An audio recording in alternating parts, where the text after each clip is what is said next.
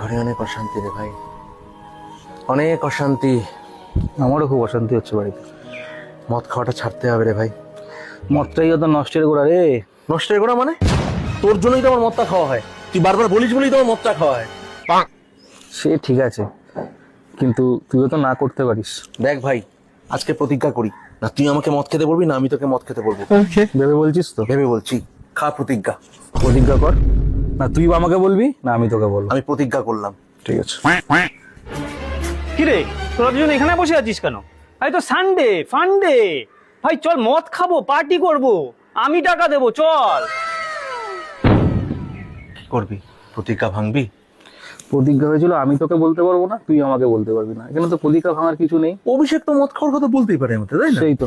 তাহলে একটা কাজ কর, দুটো RS এর 750 নিয়ে আয়, আর একটু মুড়ি মাখা নিয়ে আসিস, আর বাদাম ভাজা নিয়ে আসবি, আর চিপসের মিলটা নিয়ে আসবি, ঠিক আছে? আর সিগারেট আনতে বলিস না কিন্তু। হ্যাঁ, কিন্তু আমাদের প্রতিজ্ঞাটা কিন্তু ভুল। না না, ওই প্রতিজ্ঞা জীবনে ভাঙি না। চল ভাই, চল, চল, চল, চল।